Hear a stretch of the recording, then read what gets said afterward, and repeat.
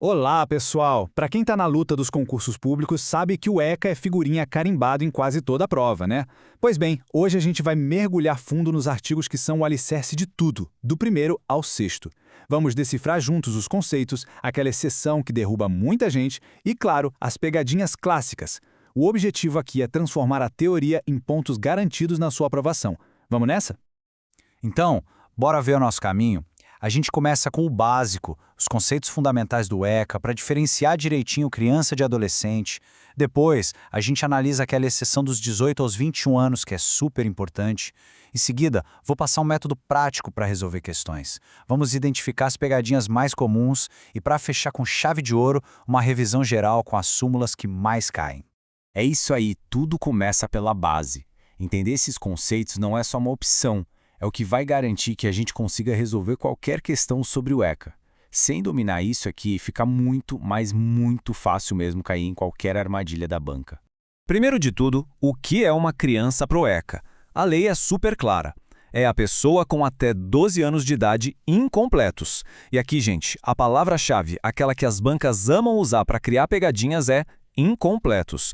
O que isso significa? Significa que alguém com 11 anos, 11 meses e 29 dias ainda é considerado para a lei uma criança. E logo em seguida, a definição de adolescente.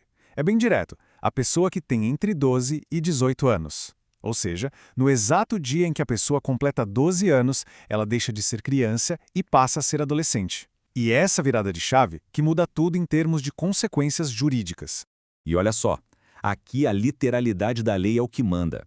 A prova vai tentar de todo jeito confundir. Se a questão de ser criança é a pessoa com até 12 anos completos, está errado. É fundamental gravar a redação exata do artigo 2º. Até 12 anos incompletos.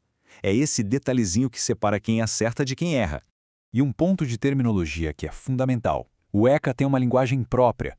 Como crianças e adolescentes são considerados penalmente inimputáveis, eles não cometem crimes nem contravenções penais. A nomenclatura correta, que tem que ser usada numa prova discursiva e identificada na objetiva, é ato infracional. Muita atenção com isso. Certo. Com as definições bem claras na nossa cabeça, agora a gente consegue entender por que essa distinção é tão importante. As consequências jurídicas para crianças e para adolescentes são totalmente diferentes, e é exatamente nesse ponto que as bancas de concurso adoram focar. A resposta que o Estado dá muda completamente conforme idade. Para a criança que pratica um ato infracional, o sistema só pode aplicar medidas protetivas, como, por exemplo, encaminhar aos pais ou obrigar a matrícula numa escola. Já o adolescente não. Ele pode receber tanto as medidas protetivas quanto as socioeducativas, que vão desde uma simples advertência até a mais grave de todas, a internação. Tá, mas como se define a idade para aplicar essas regras todas? O ECA usa dois critérios bem simples. O primeiro é o critério biológico. O que vale é a idade que a pessoa tinha no dia em que praticou o ato. E o segundo é a teoria da atividade, que diz o seguinte: o ato é considerado praticado no momento da ação ou da omissão, não importa quando o resultado aconteceu. Agora a gente sobe um degrau. Vamos falar da aplicação excepcional do ECA para aquela faixa etária dos 18 aos 21 anos. Dominar essa regra é o que pode garantir aqueles pontinhos que fazem toda a diferença na aprovação, porque isso aqui é um prato cheio para questões mais complexas. Essa é a situação clássica que dá um nó na cabeça de muito candidato, né? O adolescente comete um ato infracional aos 17 anos, mas o processo se arrasta e no meio do caminho ele completa 18. E aí? O processo acaba? Ele passa a responder como um adulto? O que acontece? A resposta para essa dúvida toda está aqui, na súmula 605 do STJ. E essa pessoal tem que memorizar. Atingir a maioridade penal aos 18 anos não extingue nada. A apuração do ato infracional e a aplicação da medida socioeducativa continuam normalmente, mas com um teto de idade, 21 anos. Então, na prática, o que essa súmula quer dizer? Basicamente, três coisas.